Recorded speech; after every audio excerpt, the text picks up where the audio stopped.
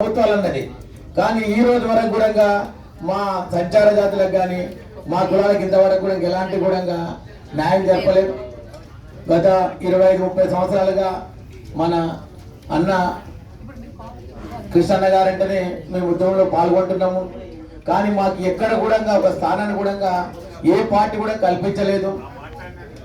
ఎక్కడ కూడా మాకు ఏదంటే గత తెలంగాణ తెచ్చుకున్నప్పుడు మేము నిజంగా మాకు ఎంతో బాగుంటుంది, మేము ఎంతో బాగుపడతాము, మా జాతులన్నీ బాగుపడతాయి, మా జాతులకి మంచి రోజులు వస్తాయి, మా జాతులు ఇంతవరకు చట్టసభలో లేని జాతులన్నీ కూడా ఈ రోజు మాకు చట్టసభలో రావడానికి మాకు ఆస్కారం ఉంటుంది అని ఎంతో కష్టపడి మేము ఆ రోజు ఏదైతే జరిగిందో ఏది కుల సంఘాల ప్రదర్శనకు జేఏసీగా ఏసీ గంపలెత్తుకొని మా కుల సంఘాల ప్రదర్శన చేసుకుంటూ ఆ ట్యాంక్ బండ్ పైన పోయినాము. ఆ రోజు సంచార జాతుల రథ యాత్రను ప్రతి 30 ఉమ్మడి 10 జిల్లాలకు కూడా వెళ్ళినాం. రాత్రనక పగలనక ఎక్కడ దొరుకుతాక రొట్టె తిన్నాము, ఆకలి ఉన్నాం.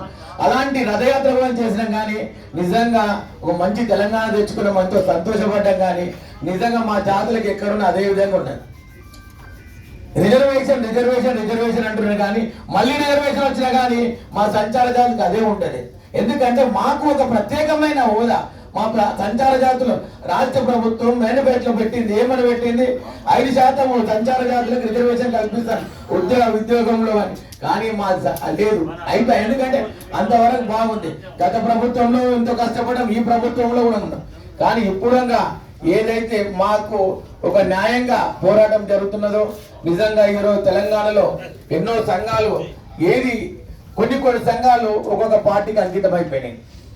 మేము ఎక్కడ పోవాలో మా అయోమయ స్థితిలో ఉన్నాం.